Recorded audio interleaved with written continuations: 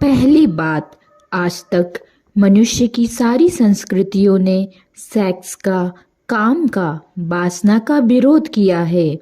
इस विरोध ने मनुष्य के भीतर प्रेम की जन्म की संभावना तोड़ दी, नष्ट कर दी। इस निषेध ने, क्योंकि सच्चाई यह है कि प्रेम की सारी यातना का प्राथमिक बिंदु काम है, सेक्स है। प्रेम की यात्रा का जन्म गंगोत्री, जहाँ से गंगा पैदा होगी, प्रेम की, वह सेक्स है, वह काम है। और उसके सब दुश्मन हैं, सारी संस्कृतियाँ और सारे धर्म और सारे गुरु और सारे महात्मा। तो गंगोत्री पर ही चोट कर दी, वहीं रोक दिया।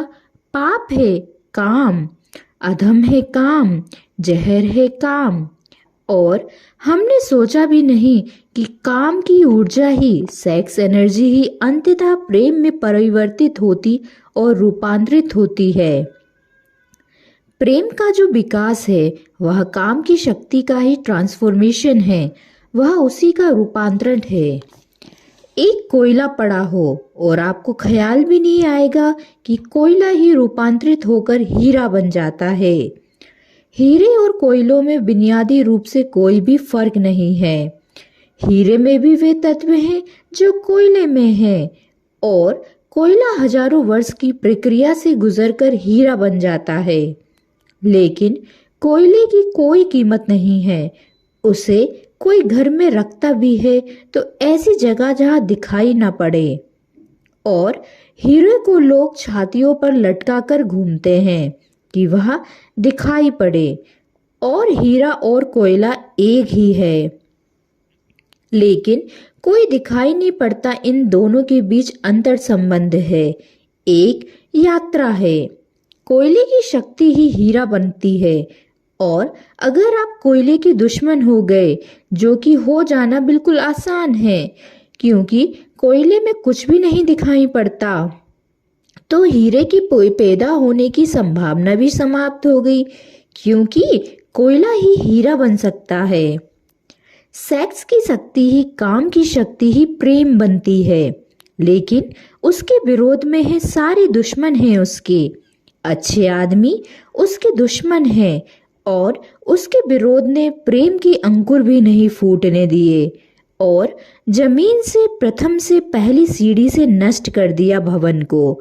फिर वह हीरा नहीं बन पाता कोयला, क्योंकि उसके बनने के लिए जो स्वीकृति चाहिए, जो उसका विकास चाहिए, जो उसको रूपांतरित करने की प्रक्रिया चाहिए, उसका सवाल ही नहीं उठता।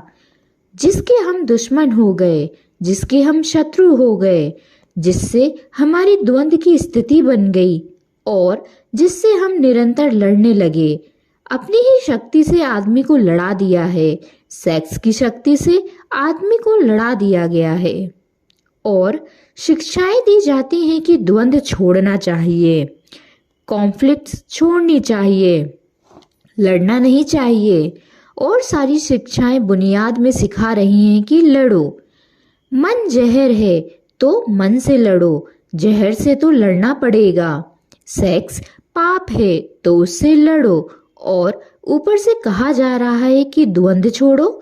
जिन शिक्षिकाओं के आधार पर हर मनुष्य द्वंद्व से भर रहा है, वे ही शिक्षाएं दूसरी तरफ कह रही हैं कि द्वंद्व छोड़ो। एक तरफ आदमी को पागल बनाओ और दूसरी तरफ पागल खाने खोलो कि उनका इलाज करना है। एक तरफ कीटाणु फैलाओ बीमारियों के, और फिर अस्पताल खोलो कि बीमारियों का इलाज यहीं किया जाता है। एक बात समझ लेनी जरूरी है इस संबंध में है, मनुष्य कभी भी काम से मुक्त नहीं हो सकेगा। काम उसके जीवन का प्राथमिक बिंदु है, उसी से जन्म होता है। परमात्मा ने काम की शक्ति को ही, सेक्स को ही सृष्टि का मूल बिंदु स्वीकार किया है। और परमात्मा जिसे पाप नहीं समझ रहा, महात्मा उसे पाप बता रहे हैं। अगर परमात्मा उसे पाप समझता तो परमात्मा से बड़ा पापी इस पृथ्वी पर, इस जगत में, इस विश्व में कोई भी नहीं है। फूल खिला हुआ दिखाई पड़ रहा है, कभी सोचा है कि फूल का खिल जाना भी सेक्सुअल एक्ट है? फूल का खिल जाना भी काम की एक घटना है, वासना की एक घटना है। फूल में है क्या? उसके खिल जाने में, उसके खिल जाने में कुछ भी नहीं है। वे बिंदु हैं पराग के, वीर्य के कण हैं, जिन्हें तितलियां उड़ाकर दूसरे फूलों पर ले जाएंगी और नया जन्म देंगी। एक मोर नाच रहा है और कभी गीत गा रहे हैं और संत भी देखकर प्रसन्न होंगे, लेकिन उन्हें ख्याल नहीं कि नृत्य एक सेक्सुअल एक्ट है। मोर पुकार रहा है अपनी प्रेयसी को या अपने प्रेमी को। वह नृत्य किसी को रिझाने के लिए है। पपीहा गीत गा रहा है, कोयल बोल रही है। एक आदमी जवान हो गया है, एक युवती सुंदर होकर विकसित हो गई है। ये सब के सब सेक्सुअल एनर्जी की अभिव्यक्तियां हैं। वह सब का सब काम का ही रूपांतरण है। यह सब का सब काम की ही अभिव्यक्ति, काम की ही अभिव्यंजना है। सारा जीवन, सारी अभिव्यक्ति, सारी फ्लावरिंग काम की है और उस काम के खिलाफ संस्कृति और धर्म आदमी के मन में जहर डाल रहे हैं, उससे लड़ाने की कोशिश कर रहे हैं। मौलिक शक्ति से मनुष्य को उलझा दिया गया है लड़ने के लिए। इसलिए मनुष्य दीनहीन, प्रेम से रिक्त और थोथा और कुछ न कुछ हो गया है। काम से लड़ना नहीं है, काम के साथ मैत्री स्थापित करनी है और काम की धारा को और ऊंचाई तक ले जाना है। किसी ऋषि ने किसी नव वर वधू को आशीर्वाद देता हुआ कहा कि तेरे 10 पुत्र पैदा हो और अंततः तेरा पति तेरा 11वां पुत्र हो जाए। वासना रूपांतरित हो तो पति पत्नी माँ बन सकती है, वासना रूपांतरित हो तो काम प्रेम बन सकता है। लेकिन काम ही प्रेम बनता है। काम की ऊर्जा ही प्रेम की ऊर्जा में विकसित होती है, फलित होती है। लेकिन हमने मनुष्य को भर दिया है काम के विरोध में। इसका परिणाम यह हुआ ही प्रेम तो पैदा नहीं हो सका, क्योंकि वह तो आगे का विकास था। काम की स्वीकृति से आता प्रेम तो विकसित नहीं हुआ और काम के विरोध में खड़े होने के कारण मनुष्य का चित्त ज्यादा से ज्यादा कामुक और सेक्सुअल होता चला गया। हमारे सारे गीत, हमारी सारी कविताएं, हमारे चित्र, हमारी पेंटिंग्स, हमारे मंदिर, हमारी मूर्तियां सब घूम फिरकर सेक्स के आसपास केंद्रित हो गई। हमारा मन ही सेक्स के आसपास केंद्रित हो गया। इस जगत में कोई भी पशु मनुष्य की भांति सेक्सुअल नहीं है। मनुष्य 24 घंटे सेक्सुअल हो गया। उठते बैठते, सोते जागते सेक्स ही सब कुछ हो गया। उसके प्राण में एक घाव हो गया, विरोध के कारण, दुश्मनी के कारण, शत्रुता के कारण। जो जीवन का मूल था उससे मुक्त तो हुआ नहीं जा सकता था, लेकिन उससे लड़ने की चेष्टा में सारा जीवन रुग्ण जरूर हो सकता था और वह रुग्ण हो गया है।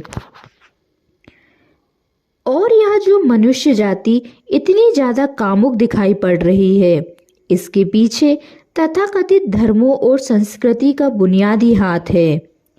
इसके पीछे बुरे लोगों का नहीं, सज्जनों और संतों का हाथ है। और जब तक मनुष्य जाति सज्जनों और संतों की इस अनाचार से मुक्त नहीं होती, तब तक प्रेम के विकास की कोई संभावना नहीं है। मुझे एक घटना याद आती है।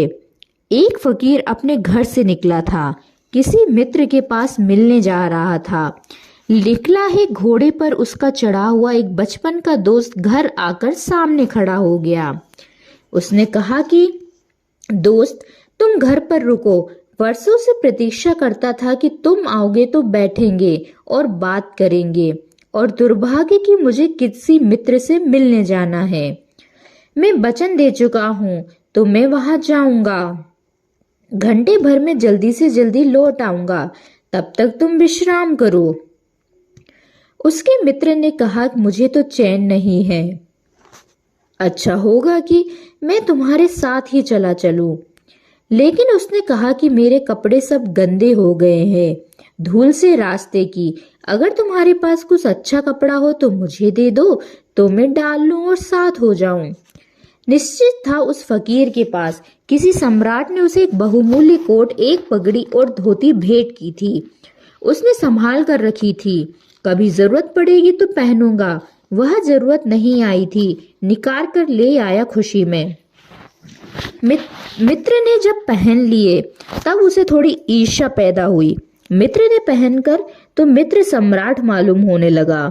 बहुमूल्य कोट था, पगड़ी थी, धोती थी, शानदार जूते थे और उसके सामने वह फकीर बिल्कुल ही नौकर चाकर दीनहीन दिखाई पड़ने लगा। उसने सोचा यह तो बड़ा मुश्किल हुआ, या तो बड़ा गलत हुआ। जिनके घर में ले जाऊंगा ध्यान इस पर जाएगा, मुझ पर किसी का भी ध्यान नहीं जाएगा। अपने ही कपड़े और आज अपने ही कपड़ों के कारण मैं दीनहीन हो जाऊंगा। लेकिन बार बार मन को समझाया कि मैं फकीर हूँ, आत्मा परमात्मा की बात करने वाला। क्या रखा है कोट में, पगड़ी में, छोड़ो, पहनने रहने दो, कितना फर्क पड़ता है। लेकिन जितना समझाने की कोशिश की, कोट पगड़ी में क्या रखा है, कोट पगड़ी ही उसके मन में घूमने लगी। मित्र दूसरी बात करने लगा, लेकिन वह भीतर तो ऊपर तो कुछ और ही दूसरी बातें कर रहा है, लेकिन वह उसका मन नहीं है। भीतर उसे बस कोट और पगड़ी। रास्ते पर जो भी आदमी देखता है उसको कोई भी नहीं देखता। मित्र की तरफ सबकी आंखें जाती हैं। वह बड़ी मुश्किल में पड़ गया कि आज तो भूल कर ली, अपने हाथ से भूल कर ली। जिनके घर जाना था वहां पहुंचा, जाकर परिचय दिया कि मेरे मित्र हैं जमाल, बचपन के दोस्त हैं, बहुत प्यारे। और फिर अचानक अनजाने मुंह से निकल गया, रह गए कपड़े सो कपड़े मेरे हैं। क्योंकि मित्र भी जिनके घर गए थे वे भी उसके कपड़े को देख रहे थे और भीतर उसके चल रहा था कोट और पगड़ी, मेरी कोट पगड़ी, और उन्हीं की वजह से मैं परेशान हो रहा हूँ। निकल गया मुंह से कि रह गए कपड़े, कपड़े मेरे हैं। मित्र भी हैरान हुआ, घर के लोग भी हैरान हुए कि क्या पागलपन की बात है। ख्याल उसको भी आया बोल जाने के बाद, तब पछताया कि यह तो भूल हो गई। पछताया तो और दबाया अपने मन को। बाहर निकलकर क्षमा मांगने लगा कि क्षमा कर दो, बड़ी गलती हो गई। मित्र ने कहा, मैं तो हैरान हुआ कि तुमसे निकल कैसे गया। उसने कहा कि कुछ नहीं, सिर्फ जवान की चूक हो गई थी। हालांकि जवान की चूक कभी भी नहीं होती है, भीतर कुछ चलता है तो कभी कभी बेमौके जबान से निकल जाता है। चूक कभी नहीं होती है, माफ कर दो, भूल हो गई। कैसे यह ख्याल आ गया कुछ समझ में नहीं आता। हालांकि पूरी तरह समझ में आ रहा था कि ख्याल कैसे आया है। दूसरे मित्र के घर गए। अब वह तय करता रहा कि रास्ते में अब चाहे कुछ भी हो जाए, यह नहीं कहना है कि कपड़े मेरे हैं। पक्का कर लेना है अपने मन को। घर के द्वार पर उसने जाकर बिल्कुल दृढ़ संकल्प कर लिया कि यह बात नहीं उठानी है कि कपड़े मेरे हैं। लेकिन उस पागल को पता ही नहीं, जितना वह दृढ़ संकल्प कर रहा इस बात का, वह दृढ़ संकल्प बता रहा है इस बात को कि उतने ही जोर से उसके भीतर यह भावना घर कर रही है कि ये कपड़े मेरे हैं। आखिर दृढ़ संकल्प क्या क्यों किया जाता है? एक आदमी कहता है कि मैं ब्रह्मचर्य का दृढ़ व्रत लेता हूँ, उसका मतलब है उसके भीतर कामुकता दृढ़ता से धक्के मार रही है, नहीं तो और कारण क्या है। एक आदमी कहता है मैं कसम खाता हूँ आज से कम खाना खाऊंगा, उसका मतलब यह है कि कसम खानी पड़ रही है, ज्यादा खाने का मन है उसका। और तब अनिवार्य रूपेण द्वंद्व पैदा होता है जिससे हम लड़ना चाहते हैं, वही हमारी कमजोरी है और तब द्वंद्व पैदा हो जाना स्वाभाविक है। वह लड़ता हुआ दरवाजे के भीतर गया, संभल संभल कर बोला कि मेरे मित्र हैं, लेकिन जब वह बोल रहा है तब उसको कोई नहीं देख रहा, उसके मित्र को ही देख रहे हैं। तब फिर उसे ख्याल आया कि मेरा कोट मेरी पगड़ी। उसने कहा कि दृढ़ता से कसम खाई है, इसकी बात नहीं उठानी है। मेरा क्या है, कपड़ा लत्ते किसी के होते हैं। यह तो सब संसार है, यह तो सब माया है, लेकिन यह सब समझा रहा है। लेकिन असलियत तो बाहर से भीतर, भीतर से बाहर हो रही है। समझाया कि मेरे मित्र हैं, बचपन के दोस्त हैं, बहुत प्यारे आदमी हैं। रह गए कपड़े, कपड़े उन्हीं के हैं, मेरे नहीं हैं। पर घर के लोगों को ख्याल आया कि कपड़े उन्हीं के हैं, मेरे नहीं हैं। आज तक ऐसा परिचय कभी देखा नहीं गया। बाहर निकलकर क्षमा मांगने लगा कि बड़ी भूल हुई जा रही है, मैं क्या करूं, क्या ना करूं, यह क्या हो गया है मुझे। आज तक मेरी जिंदगी में कपड़ों ने इस तरह से मुझे नहीं पकड़ा था, किसी को नहीं पकड़ा है। लेकिन अगर तरकीब उपयोग में करें तो कपड़े पकड़ ले सकते हैं। मित्र ने कहा, मैं जाता नहीं तुम्हारे साथ। पर वह हाथ जोड़ने लगा कि नहीं, ऐसा मत करो, जीवन भर के लिए दुख रह जाएगा कि मैंने क्या दुर्व्यवहार किया। अब मैं कसम खाकर कहता हूँ कि कपड़ों की बात ही नहीं उठानी है। मैं बिल्कुल भगवान की कसम खाता हूँ कि कपड़ों की बात नहीं उठानी है।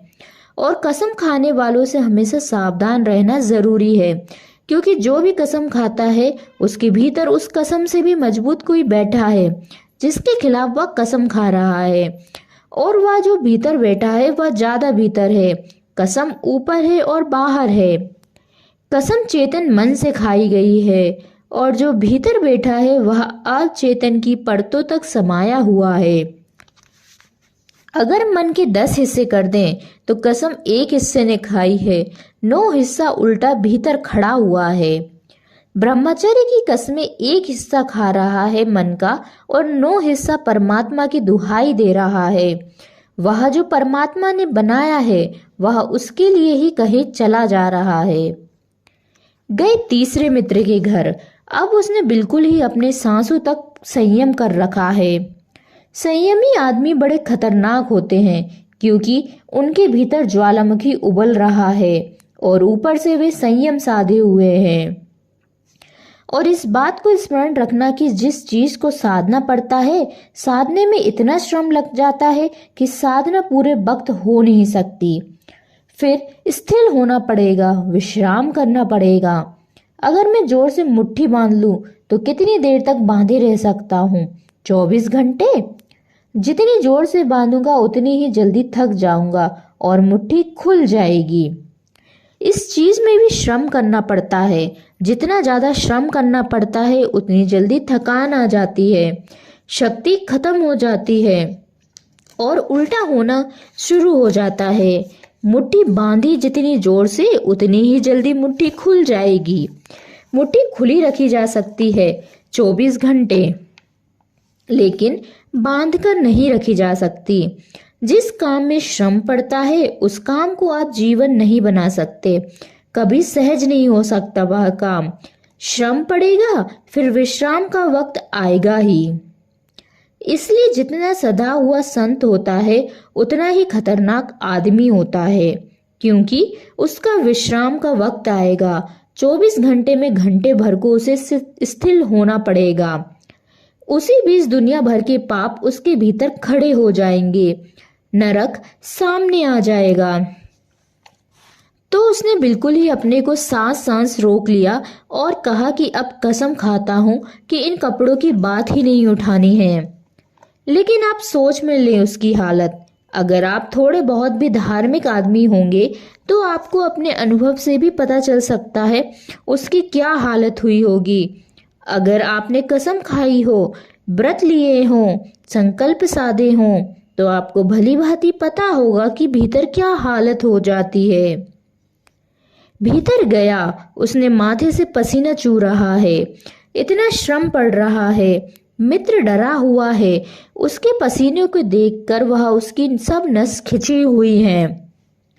वह बोल रहा है एक एक शब्द कि मेरे मित्र हैं, बड़े पुराने दोस्त हैं, बहुत अच्छे आदमी हैं। और एक क्षण को वह रुका, जैसे भीतर से कोई जोर का धक्का आया हो और सब बह गया। बाढ़ आ गई और सब बह गया हो। और उसने कहा कि रह गई कपड़ों की बात, तो मैंने कसम खा ली है कि कपड़ों की बात ही नहीं करनी है। यह जो इस आदमी के साथ हुआ वह पूरी मनुष्य जाति के साथ सेक्स के संबंध में हो गया है। सेक्स को ऑब्सेशन बना दिया है, सेक्स को रोग बना दिया है, खाप बना दिया है और सब विषाक्त कर दिया, सब विषाक्त कर दिया। छोटे छोटे बच्चों को समझाया जा रहा है कि सेक्स पाप है, लड़कियों को समझाया जा रहा है, लड़कों को समझाया जा रहा है कि सेक्स पाप है। फिर यह लड़की जवान होगी, यह लड़का जवान होगा, इनकी शादियां होंगी और सेक्स की दुनिया शुरू होगी और इन दोनों के भीतर यह भाव है कि यह पाप है। और फिर कहा जाएगा स्त्री को कि पति को परमात्मा मान। जो पाप में ले जा रहा है उसको परमात्मा कैसे माना जा सकता है? यह कैसे संभव है? ये जो पाप में घसीट रहा है वह परमात्मा हो? और उस लड़के को कहा जाएगा, उस युवक को कहा जाएगा कि तेरी पत्नी है, तेरी साथनी है, तेरी संगी है, लेकिन जो नरक में ले जा रही है। शास्त्रों में लिखा है कि स्त्री नरक का द्वार है। यह नरक का द्वार संगी और साथनी, यह मेरा आधा अंग, यह नरक की तरफ जाता हुआ आधा अंग मेरा, इसके साथ कौन सा सामंजस्य बन सकता है? सारी दुनिया का दाम्पत्य जीवन नष्ट किया है इस शिक्षा ने। और जब दंपति का जीवन नष्ट हो जाए तो प्रेम की कोई संभावना नहीं रही, क्योंकि जब पति और पत्नी प्रेम ना कर सके एक दूसरे को, जो कि अत्यंत सहज और नैसर्गिक प्रेम है, तो फिर कौन और किसको प्रेम कर सकेगा? इस प्रेम को बढ़ाया जा सकता है। पत्नी और पति का प्रेम इतना विकसित हो, इतना उदात्त हो, इतना ऊंचा बने कि धीरे धीरे बांध तोड़ दे और दूसरों तक फैल जाए। यह हो सकता है, लेकिन इसको समाप्त ही कर दिया जाए, तोड़ ही दिया जाए, विषाक्त कर दिया जाए, तो फैलेगा क्या, बढ़ेगा क्या?